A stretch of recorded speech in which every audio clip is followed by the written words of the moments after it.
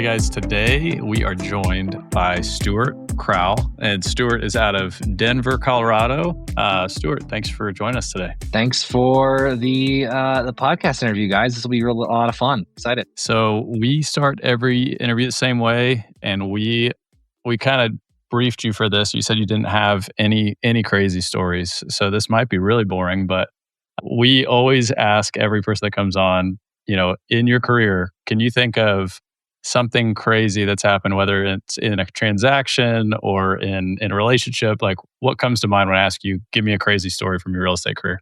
Yeah, when I have the longer version over a couple of drinks with people and I tell how I got into real estate and the whole unwinding thing, it's always worth a lot of laughs. But I'll share a snippet. This is from my We'll get early into getting this. into the We got time, bro. We got time. when I got into the industry, I basically was, I didn't know anyone or anything. I was new to my market, new to real estate, had never been in a property, certainly never been in a luxury property before, didn't know up from down when it came to real estate. And I ended up, one of my very first listings by total happenstance was a historic listing in Denver. It was the top 5 levels of the Denver Clock Tower building, which if you're from Denver or know Colorado, I think it's the second oldest structure here, period. Wow. And one of the craziest situations you could find yourself in as a brand new agent. I can't imagine anything too much crazier. This is a quasi-commercial, multi-tenant situation with, a historic preservation district and a whole bunch of minutia that I didn't know half of what I should. So the issue came though when the seller who I developed a good relationship with was kind of disclosing to me some things about why he's selling the property early on and trying to, make me understand some of his, motivations and sensitivities and just getting to know him, right? So that was a private conversation, of course. Once the clock tower listing hits the market, again, this is my first listing ever. I had no idea what would happen, right? I get calls from the press like left, right, and center because it's a prominent listing. This is a historic building, smack dab in the middle of town. A lot of people have hosted a lot of parties over the years. Everyone has some nostalgic tie to this property. So one of the first places that called me is a local only kind of, e-news and newsletter format business publication. And they immediately go right for the jugular. Like, why is the seller selling? What's going on? How's we've heard this and that. Can you confirm some of these like rumors about this building? And I just go off. I'm spilling all the tea that I shouldn't. Private information, like extremely sensitive. And I was just like, yeah, of course, he's selling for this reason. And, we're out here and marketing it. It's going to be great. It's going to be a whole thing. So I get an email the day that this thing hit the news from the seller with the subject line, I would call you pond scum, but that would be an insult to pond scum. No. He proceeded he was a powerful attorney. He was like, I'm deciding whether I fire you or sue you into the dirt so that you can never do this again. And that was my first listing. We actually continued to list that property and it sold 2 years later, but it was a whole doozy. So I learned a lot about discretion weeks into the career. How do you pull yourself out of that one? Like, how do you continue to list that property? So I have like core values that hang on the wall, not right behind me, but right over here. The 5th one is extreme ownership, our 5th and final core value. And it's kind of a double entendre, but one of the meanings for me is just like, you own it. When you make a mistake, tell the truth. Like if you need to fall on the sword, like you gotta eat the frog in this industry more than you would like. And, I messed up. That was my mistake. No one made me say any of those things. Common sense would tell you to not do that. Good mentorship would tell you to not do that. I just didn't find myself with common sense or good mentorship in that scenario. You were brand new, man. Yeah. So it was one of those, I owned it and I was very apologetic, and he is a great person, a great individual. And I think at the, full circle, I think looking at this years and years in the future, hindsight being what it is, I was able to kind of piece together that like he really didn't blame me for the position he was in. He blamed the person who introduced us because he was really supposed to take the kind of accountability there for how this went. So that's a whole other story, but That's it ended incredible. up working out. Well, knowing that that's how the beginning of your journey started, it's all the more incredible that you are where you are today. So and we'll get into that. So let's rewind the clock then. How exactly do you get into real estate? You and I spoke offline briefly. I got a little bit of your story, but was real estate always was that always a plan for you? Did you just grow up knowing this is what you're going to do for a living? How did you get started? So no, I'm still completely surprised that I'm doing what I'm doing. So grew up in Michigan. I was a runner. I was recruited to run track out east at a school called George Mason. Ran track, so that was is the DC area, so Northern Yep. Virginia, What are and you running? What are you running in track? I was mostly a miler, so cross country, indoor, and outdoor track. Yeah, Got yeah. it. So it's a full year, full on kind of committed thing. You're in season for 3 quarters of the year. It's intense, but it was a ton of fun, and met my wife through doing that and all those good things. So I thought we would stay in DC. My wife was the one who wanted to move out to Denver. Kind of followed her and said, we're going to do place first, profession second. We kind of felt like Denver was calling to us, and that was in 2016. And so I had my MBA at the time. I was, fresh out of grad school, really excited to get into, management consulting or kind of like some sort of like corporate level and just figure out how to get stable and on my feet and pay off my student debt.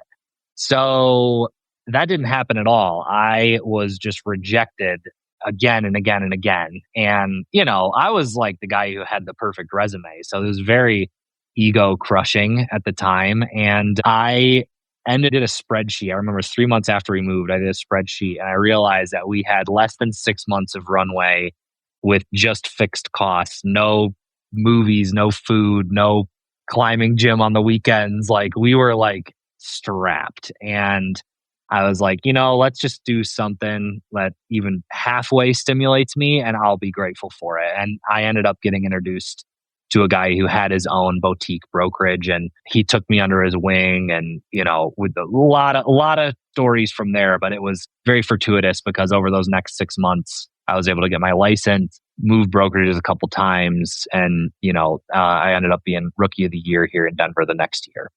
So talk to me about you. I mean, this has been the story of a couple of the people that we've interviewed, but I'm always amazed whenever somebody builds a great business in an area that they didn't grow up in, right? Like you're a transplant to Denver. You grew up on the East Coast. You don't have any built-in relationships or network there.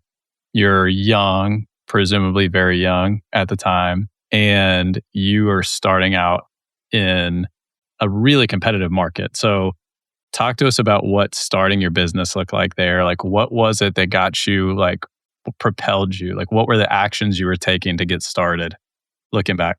Yeah, it's a great question. It's something I talk to my team about all the time because for every struggle that they're going through, like I've been there and I'm grateful that I have that, experience behind me. The the reality to being outside your market is I think it's an asset.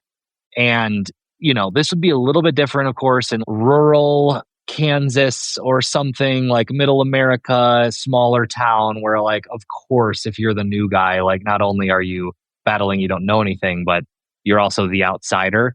Denver Metro is 3 million people that has grown steadily for a decade.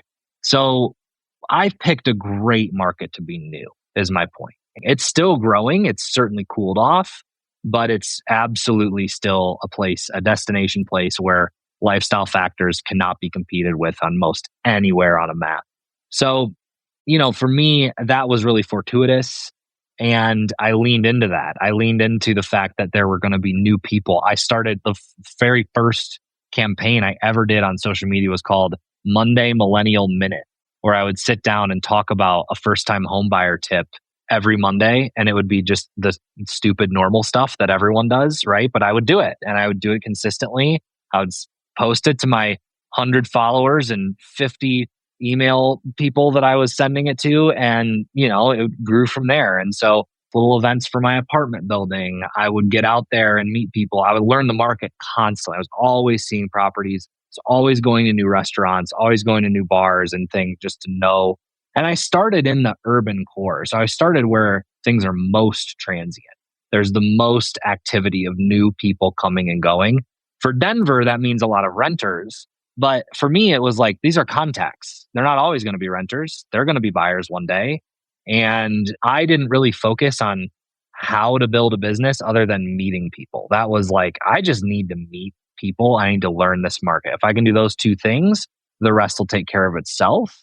And it did, So a lot of work went into those early years. I was working 70, 80 plus hours a week, I would say. And, certainly very much nose to the grindstone, but it was a great foundation to build in a great market to build that foundation. That's awesome. Going back real quick. So you talked about that first listing, right? A little bit of a doozy, but what kept you in it? Like where was the moment in time where you thought, man, I want to stick in this, see how it plays out? Was it a transaction? Was it a thought? Was it just grit? Like what kept you in real estate? Well, when you're broke and you potentially make 100 grand Decent upon a little carrot. sale, Yeah. that's definitely going to get you through some rocky. So, I mean, that definitely was like dude, if we make this, we have a down payment on a house. I can pay off my student loans. We can do so many things that were impactful. And it didn't end up happening that way, but it was certainly like financially motivating, right? And in a big, big way. The other thing too was I just real like it I wouldn't say that listing put me on the map, but it put my name on people's radar. And so I realized that honestly after the press stuff, because people started calling me and all of a sudden like these top agents, they didn't know who I was, but like they had heard my name. And I didn't realize at the time, but quickly kind of realized how that experience, I'm so grateful for that because it made me have a little bit of when I called, people answered the phone kind of a thing, right? It wasn't that we were all of a sudden buddies and I was in the clique of the luxury agent scene here and everything like that, which obviously happens in every market. But that was a catalyst for some other like opportunities. And I just saw immediately, okay, even if this thing never sells, even if it's just a pain in my ass the whole way through and it's, a whole ordeal, this is going to lead to some really amazing. And honestly, people are not going to remember the fact that I like this blunder. That's just not a thing. And it wasn't. I talk about it on this podcast. Now everyone will remember. Now everybody knows, and someone's going to feel a whole lot better about some of the things that they've done, which I'm Honesty currently goes feeling. a long No, way I'm in our just kidding. business. It's good. That's right. Yeah. So you said being a transplant, you actually tell people being a transplant is actually is like a pro. It's good for you. Like reframe that for me because I've never heard anybody say that. Why do you think that that's an asset for you, and why do you tell your team that? It's just a forcing function for doing the work. Like you can't hide. If I was from my market, had gone to high school here or even college here, had a fraternity or a track team or a this or a that I could rely on, I'm going to get comfortable with them. I'm going to, hey, Matt, let's go back out to lunch after I just took you to lunch last week. You got anyone for me? Kind of like that. I've seen that happen so many times with young agents where they over index on people they already know and they under index on people they don't know. And I constantly, at this point in my career, like my sphere is very healthy. I have many repeat clients. I have a ton of trust in the market. I am still constantly thinking about the holes in my game where I need better network. And, where I can, I try to do something about that. In a sense of when you're from your market or you spend a long time in your market prior to getting your license, and you have that sphere built in, it can be a bias and a weight on an anchor really automatically on your ability to go out there and produce real business because it's super unlikely, even if you are really well trusted in a good sphere. And I think you guys have probably seen this too. Someone gets into real estate, they know everyone. They know everyone on the basketball team, or they know everyone on the elite C-level, whatever, right? Like they get in and they have no credibility in the game, and all of those people already know someone else, right? So it's almost this hurdle that you cannot do anything but plow through at the beginning of your real estate career in terms of inertia by meeting people and doing the uncomfortable work of getting out there and trying to add value to strangers. So for me, I had to do that. I think that's great. I mean, I think back as somebody who is working in a market that they effectively grew up in, I've always thought about that being a benefit for me. But I do think as I think back to the first couple of years in the business, I mean, it was the first hurdle you overcome as somebody who's in a market you grew up in is that you are overcoming the fact that people know that you're brand new, right? Like you burst on the scene, your name is in, this e-news thing and the news outlets are putting your name everywhere. Nobody has frame of reference for you, good or bad. So Correct. to them, you could be like Stuart Crowell superstar. And so because of that, there's no bias to, for guys like Colin and I both who are kind of in areas where we've known people for a long time, we had relationships. There's a sense where people kind of wait on the sideline and go, yeah, but is this going to stick for them? Is this like the fad of the week that he got his license, And there's a Yeah. good chunk of people that are going to wait around for a while.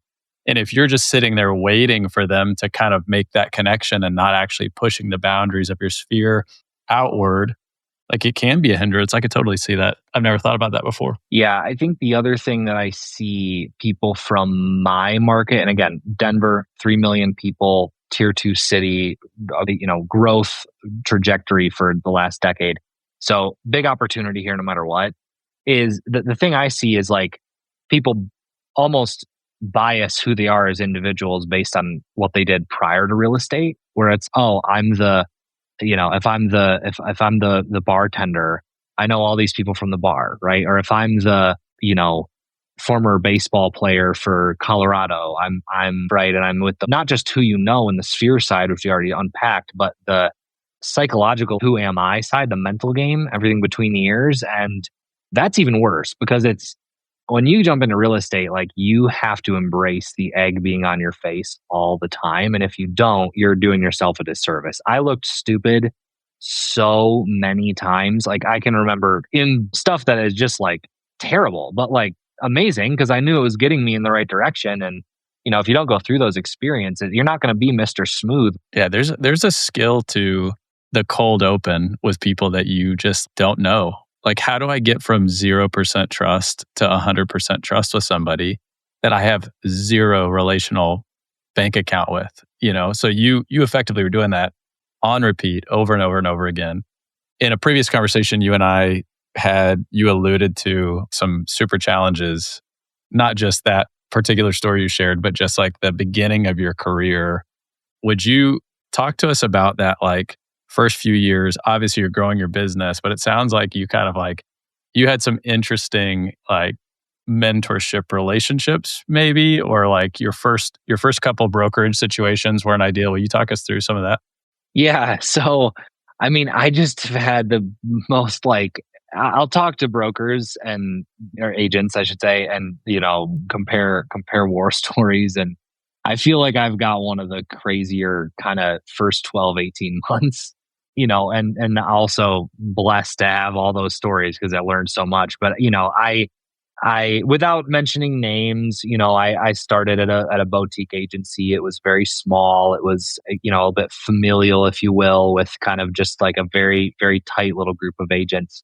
I didn't know how to frickin' spell the word real estate at that point, right? So to me, it didn't matter who you were or what you're doing. It's all new and all exciting and all dynamic and interesting. So it's, found myself in just that kind of small bubble. And a boutique is it's a fun place to be, but it's, to me, often, certainly in Denver, in my market, I perceive boutiques to be a disservice to yourself if you're an agent who's there, because you're just not equipping yourself with a wide spectrum of knowledge you can pull from for your client's sake or your sake when it comes to your network. And so it was this place where we had this guy who led it, and he was our rainmaker essentially, right? So he was generating a ton of leads. Some of those leads were overflow for the team. He was a Zillow partner, so a lot of Zillow leads were coming in, and just doing that general. I think mid 2010s, you were seeing that business model really hit its peak, where those leads were not always qualified, but they were generally quality. And so you could really run a business on the invest there. And so I basically was the back end of this whole enterprise through my short 7 months at this firm. It was from day one to day whatever, 200. I went from not knowing anything about real estate to managing all transactions, being the TC effectively. I wasn't full TC, but I was nearly there, coordinating all listings, all buyers. And at its peak, I was actually negotiating contracts under my employing broker's license when I had to pick up the ball and run it into the end zone. And so there were several times where I was actually like taking the contract end to end. And look, I'm not saying I did everything perfect. I didn't know what I was doing. I just figured it out through the time. But I had this training ground that was almost like, think of like if you go to the NFL combine and everything's just laying there, but you've never picked up a football. Like I want to try and like kind of test everything out, but it's going to be a little awkward. That was me. 6 months later, you kind of know how to use everything. I Got you got up to to a speed point. fast. Yeah, it was a ramp up. It was a steep learning curve, but a tremendous ramp up. I was making 35,000 a year on salary, working probably 60 to 70 hours a week while getting my license on the side. And by April of that next year, 2017, I had my license. And some really dramatic stuff happened that I probably shouldn't, unfortunately, talk about on a podcast publicly. But that brokerage wound down very fast. And I was left with the decision of what do I do? I have my license. I definitely know how to do this. I don't know who to meet and how to like essentially earn trust, right? But I definitely know what to do once I get it. I ended up going to a branch of Remax that was just starting. That was a bit of a blip. I ended up 3 months later moving over to Sotheby's, and Sotheby's was where I ended up, really emerging and starting my career. And I was extremely fortuitous to get into Sotheby's at the time. I mean, they excelled back then in the luxury space as they still do now. It was a really, really, really great spot for me to have landed with just a hair's worth of transaction history when they kind of let me in the door by the fall of that year, 2017. Talk to me about being a young agent, big market. You're fresh and you've kind of established yourself in the luxury space, which, when a lot of people think luxury, they think, these older, established people they got all the relationships and they know every home that's sold in this area for the past 30 years. And you're fresh and you're new and you're dealing with people that are the high net worth individuals who also see how young you are. Like, what are you doing to establish like a level of trust and also, help people to understand that you can indeed execute?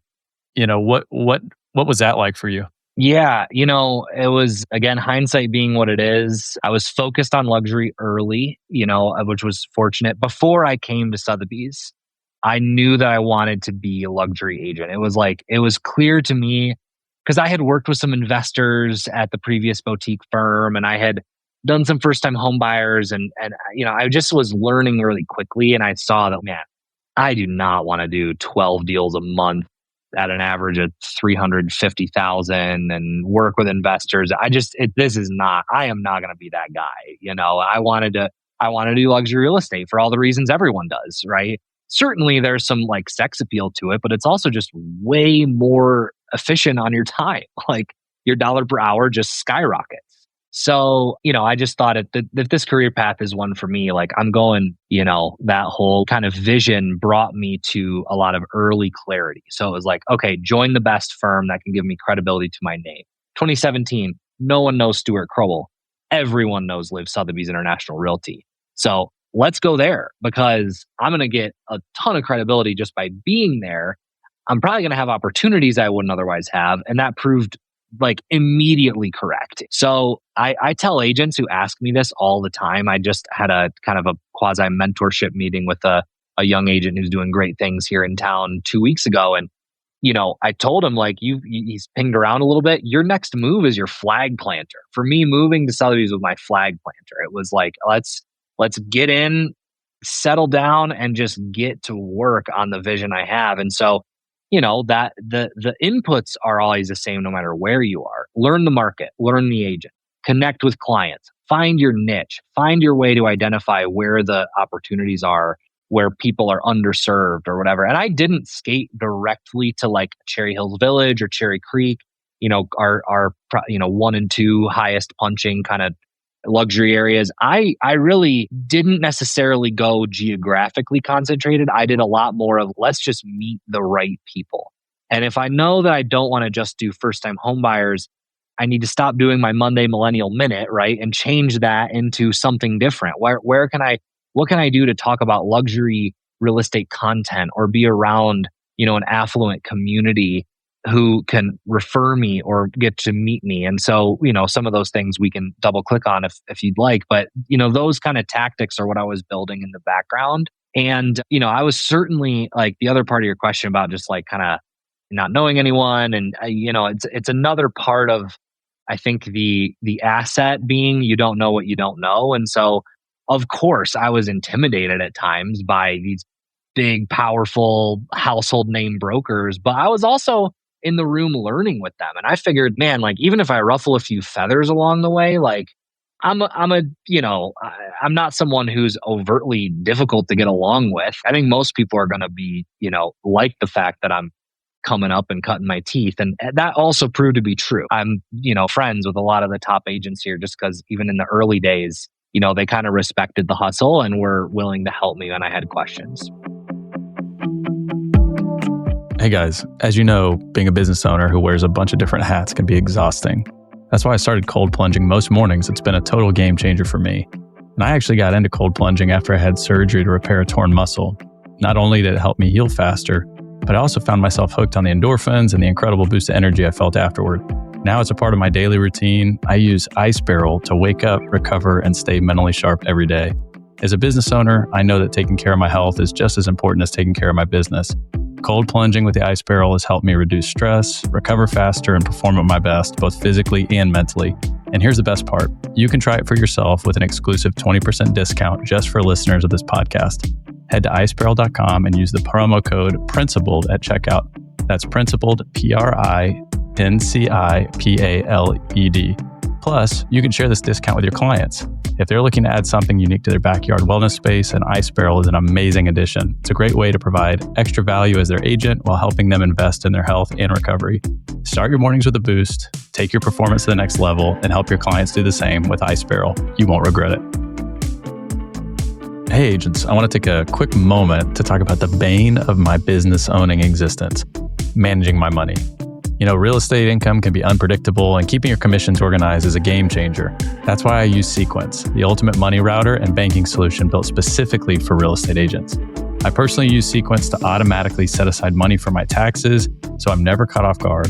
Plus, I've set up pods for payroll and operational expenses, making it easy to budget and manage my cash flow without the stress. It's like having a financial assistant built just for our industry. If you want to take control of your finances like I have, Sequence is the way to do it. And because you're a listener of this podcast, you get an exclusive 25% discount when you sign up. Just go to getsequence.io and use the promo code Principled, PRINCIPALED at checkout. Trust me, once you start using Sequence, you'll wonder how you ever managed your commissions without it. Sequence is a partner of Thread Bank, member FDIC. Let's do double click on what you talked about, that shift between like you're doing the Monday Millennial Minute, you're appealing clearly to people your age in your stage of life, and then you kind of have this clarity around your vision, what you want, you move to Sotheby's, you're like, I'm going to do luxury. Okay, so what then? Like what's the, like you're trying to meet people, where are you meeting them, and like what's your outbound? Like, because you're having to be completely proactive. If you wait around, nothing's coming, I'm sure. So like what is your outbound? I had 2 channels and both of them ended up really working out. The owner of the boutique brokerage had his own BNI chapter, Business Networking International. I don't know if you two are familiar with it. It's certainly, I think, probably a little less powerful and potent than it was in there, but I started my own chapter. So I didn't just join a chapter, I founded one. And I was 24 years old, cold calling people who were business owners around the area. Hey, chiropractor, hey, concrete guy, hey, roofer, do you want to be a part of a network of people who will refer each other business every week, right? And I was cold calling, I was door knocking, I was going to like entrepreneurial events, trying to meet people. I ended up cobbling together between 2017 and 18 this loose little group of like 15 to 20 people who paid for the BNI. We had a spot, we secured, and did the whole thing. And that grew at its max to 30 or 35 people before I left. I was in there for a total of 4 years. And man, it was just such a catalyst for me. Learning not only the trades, like I immediately equipped myself with people who I trusted and had deep relationships with when clients needed a source of a vendor. And so therefore it was like a win-win-win. Like I'm learning, I am referring someone, and I'm equipping a client with a value add. But it also ended up being just a way where I was in front of people public speaking every week for 4 years about real estate and about myself, That's awesome. about my value proposition. And so it's man, I can't like go back even in my mind and underplay how important that was, because those were my training wheels. Like those weren't client conversations. They did turn into transactions, but they were my non-practice on paychecks kind of situations, right? My role playing, my articulation, creating my own voice and value prop. The second thing I did was I doubled down on social media, particularly Instagram. And, it's really crazy to think, I don't know how long, well, I know how long Ryan has. I don't know about Colin, but like how long you guys have been in the game. Instagram, particularly in 2016 to 2020, I mean, especially through like the earlier parts of that, no agents were even on it, period.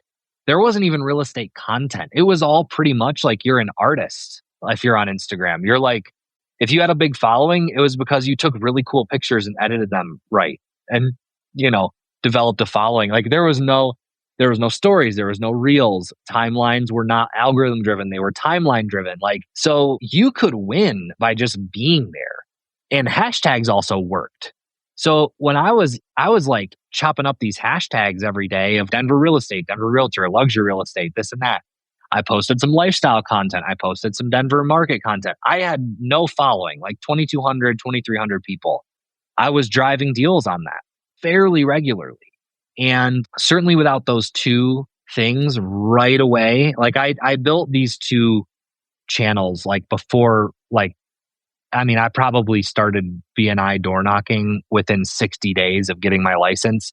Instagram and Instagram related kind of like focus had predated that. So you figure by the time I was actually like, rookie of the year and everything, like those things were those efforts were starting to compound because they had already happened for, a year and some change.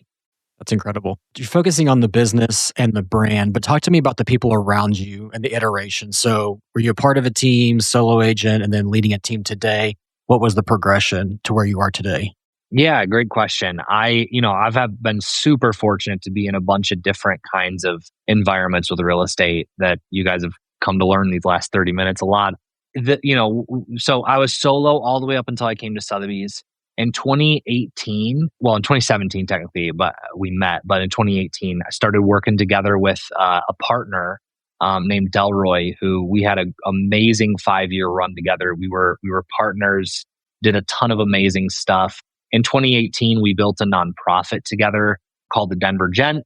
There's a whole different dovetail here, but it allowed us to solidify a lot of trust in our relationship, and we decided to become business partners in 2019. And so between 2019 and 2020, Jan 1, 2024, we were partnered. And so the bulk of the time that I was at Sotheby's, I was in partnership with Delroy, and we had just a tremendous run.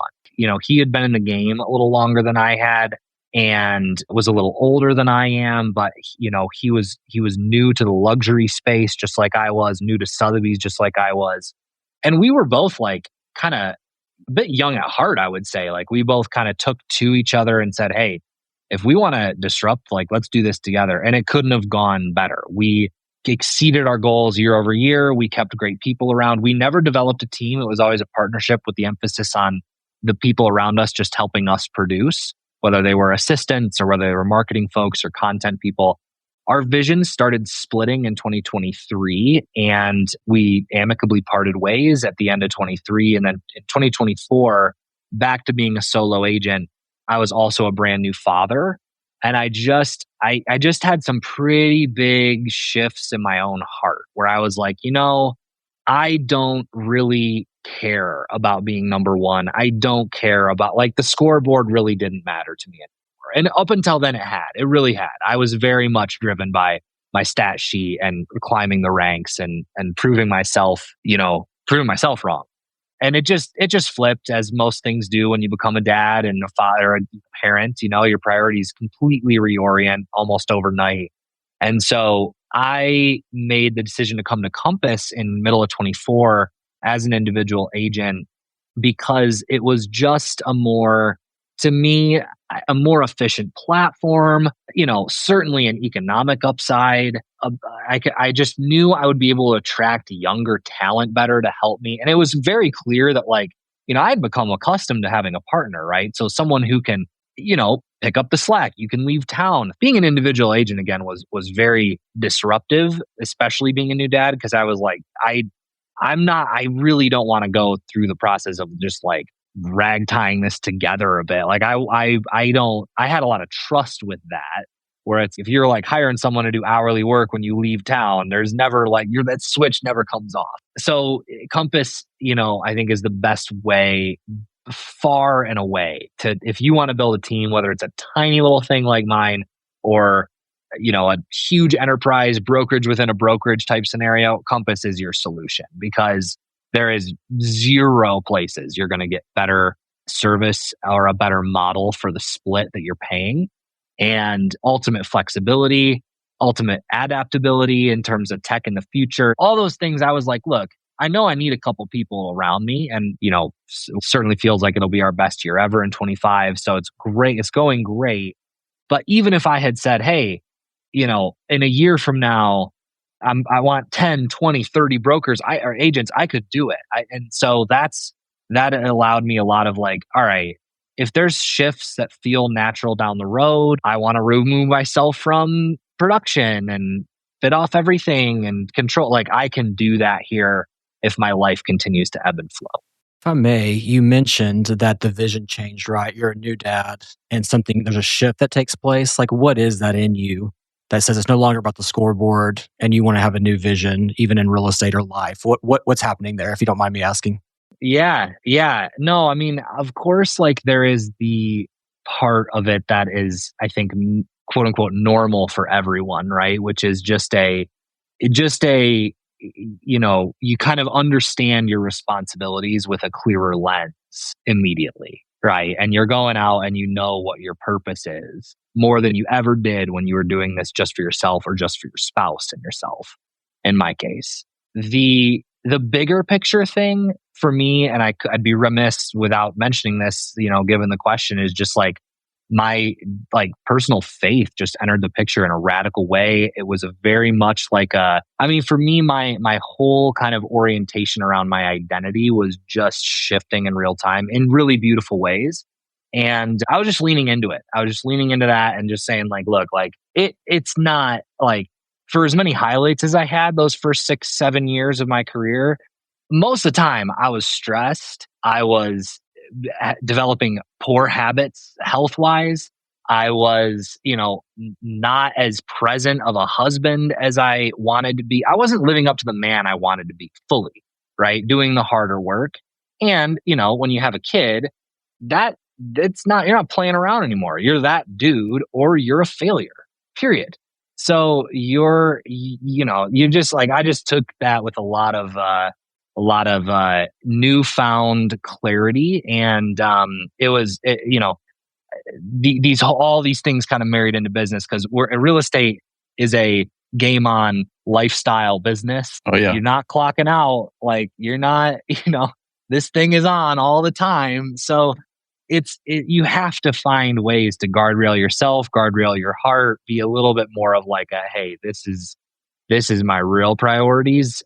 Even if my ego can kind of pull me back to certain things, or I whatever. Those things were big catalysts at that time. Well, one thought is our kids don't care how many homes we sell.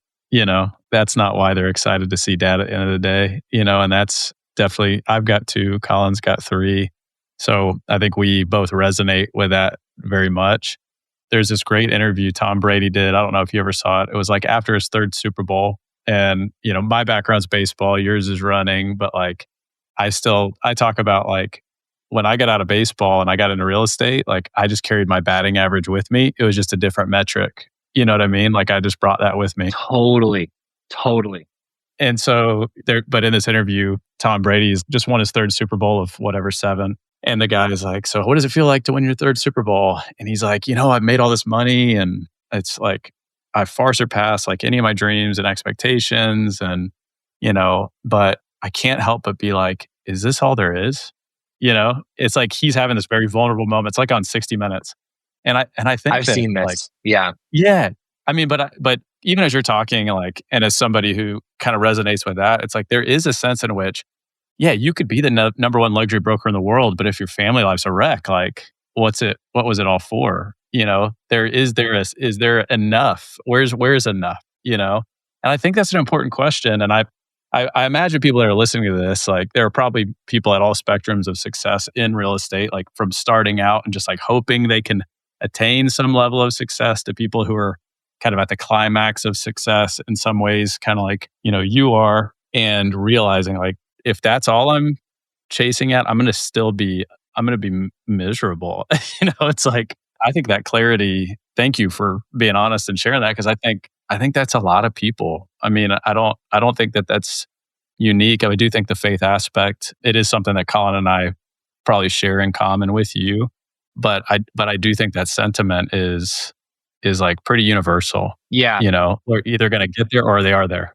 Super well said. I think that this industry lacks a lot of like balance, right? And that's fine. It's okay. Like that's not a dig necessarily, but you cannot find your personal worth in the scoreboard of real estate. And even, I mean, honestly, and I don't know if you share this, Ryan, but like with running, like I think that's like a batting average with, yeah, I carry my mile split with me and all that stuff, right? But even then, when you're like pouring in like the time and the blood, sweat, and tears with the team and everything, like those moments, like Matt, like winning, like stays with you, and there's something about that. But in real estate, it's just like money is the scoreboard. Yeah, it's transaction volume, sales volume, money. That's it. But it's all the same thing, because what do I say when I sell $100 million? You do the math, you know what I earned, right? So it's like it's all really a very materialistic way to identify yourself. It's completely materialistic, right? So 100%. it's not, I just don't find, I did find a lot of value in that for a time. And I found that it was just, I was burning hot. I was not truly fulfilled. I was chasing highs, and those highs were extreme, especially because of where I come from compared to the earnings that I have. It's just like, I mean, the high was intense. So it was cool. But I had this like moment that I'll share on here, that my partner and I in I don't know, somewhere at post-pandemic. Pandemic adjacent. Pandemic adjacent time frame here. Yeah. We took the number one broker in our market out for a drink, and we had a great time. We and we actually had to bury a hatchet. We had some ruffled feathers, and we were burying a hatchet, and we just, spoke from the heart, had a great time. It was just the three of us. And he shared something with us that I was like, I never forgot. And it hits me even harder now than it did when he said it. He was like, I'm the first guy to hit 100 million in this market. And when I did it, I felt nothing. And I was like, what? Like, that's crazy. It just blew my hair back to hear this individual say that. Was wild. What perspective? Yeah. And, what perspective? he's gone on to do incredible things and top that handily. And so it's just, but I always remember that, wow, that's tells me everything that anyone needs to hear on this industry and everything. And look, it's not that isn't a valiant effort. It's not that isn't an incredible achievement. Like, it's not something I've ever done, but it also isn't the deep fulfillment that, a family will give you, and, being present with kids and stuff. It's just the things, at least for me, my person speaking personally, that I find that real soul level fulfillment in versus real estate. I love it. What do you, in this kind of new phase, stepping out of that partnership that was really fruitful and stepping into this new phase where you have this renewed clarity? Because I think balance is a challenge for, I mean, any agent, right? All of us are trying to find equilibrium, some better than others. And even when we find it, like we're always recalibrating based on season of the year, we're always making adjustments. But what have you found to be helpful for you as you're trying to seek balance with your growing family, not running hot all the time? Like, are there any practices that are important to you kind of as you seek balance on a day-to-day basis? Yeah, I mean, I would say personally, like for me, as I mentioned, faith is important, and just pouring into that on a daily level, with going to church, like it just keeps me balanced.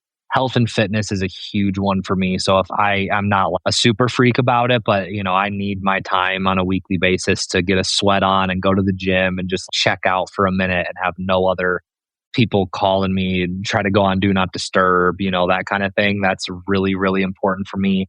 And then the biggest really like strategic shift that I've alluded to is just like when I came to Compass, leaning into our tools and tech, leaning into the ability to like, attract some talent. And like, one of the biggest legitimate shifts I made this year is like any deal right now on the buy side, any deal on the buy side under $1 million is a team deal. And so I'm hands on with those clients. I am not, I would say, facilitating those clients. Like my team is facilitating all of that work. And so handling inspections, I'm usually doing contract negotiation, but not even always these days. So because of Compass, I'm able to incentivize my team well, still make money for myself on those converted, clients, and then, use a ton more of my time efficiently. I'm at the point, fortunately, and I've never been here until the last 6 months, but where really outside of a prospecting call, a new buyer consult, a listing appointment, a contract negotiation, I'm really not doing anything. I hardly use my computer anymore, and so those are big shifts that'll just allow me way more balance in my life, way more time with family, but still a high level of service, because I would never sacrifice the service we're giving clients. That's huge. If I had to roll back up and change everything, it would that would never change. When you say like a high level of service and the parts that you've outsourced, what are the parts that you are like, these are mine? These are the things that I feel like I do the best in my business that I'm not willing to outsource. What's that for you? I would say there is a little bit of a difference between outsourcing and like partnering, right? So Yeah, that's a good word. Yep. when you're outsourcing, right, like I am hands off, and this is not like when clients are involved, I'm never hands off. I just might not be the first hand involved, right? At Or certain only. at certain levels, or only hand involved, right? And so that being said, like what I'm doing from a trying to get time back in my schedule is everything that we do on an operational end becomes as automated as it can be, right? So Yep. I don't post on my own social media, but I'm very involved in the content strategy that we have. I have a marketing gal who lives on the East Coast, who does an amazing job for me, who, she runs that ball from the 20-yard line to the end zone, basically, right? I do the first little bit. And so those types of things are huge time opportunities. I think to answer the question directly, like the thing that I think I'm probably best at in this world when it comes to like the things that would be most difficult to replace are converting clients and negotiating the deal. I'm incredibly good in both those arenas. I've learned over time that there are parts of those two things that can be taught, and parts of them is just like you're just born with it, and it's who you are. And if you've got it in you, you've got it in you a little. So those are the two things I think that I would never be able to fully replace myself if given the opportunity. Yep. That feels right in this business. Well, we are coming up on time. The last question we ask everybody, and we've kind of gone through a lot you've had quite the story arc in this business. If you could go back in time, hop in a time machine, go back in time, pre all of the stories that we just went through, and talk to yourself as you're like struggling to find a job and you're about to like jump into this real estate thing for the first time, what piece of advice would you give yourself that might be the most meaningful? Hmm. It's like one of those questions you answer a little differently every time, but I think that in this market, because it's harder now than when I started. It is. It's more competitive. There's more regulation. Buyers and sellers are more educated. They ask better questions. You have to have your value prop down. My biggest thing is patience. Like I don't think comparing my ramp up, could I do it again today? I don't know, like probably, but it'd be super hard. I'd have to work probably even harder than I did to ramp up the same way, even though the market is technically better and more expensive. So I think patience is a skill. I think you have to give yourself a lot of grace starting out, and you just have to keep showing up every day and executing that game plan, no matter how you feel and no matter what failure just hit you on the chin. Because that's the only thing is if you stay around, you will win. It's a good word. It's a good word to end on. Well, man, anybody listening to this who has folks moving to Denver, we would highly encourage you to send them Stuart's way. He'll take great care of them. If you resonate with his story, please do that. And where can people find you online? Best place is Instagram at my name, Stuart Crowell. And I'll probably be the only one that pops up. Just follow me, connect with me, message me. I'm happy to connect with anybody. I love meeting new people. Love it, man. Well, dude, thank you. Thank you so much for being with us. And we've enjoyed it. Thank you, gents. This was fun.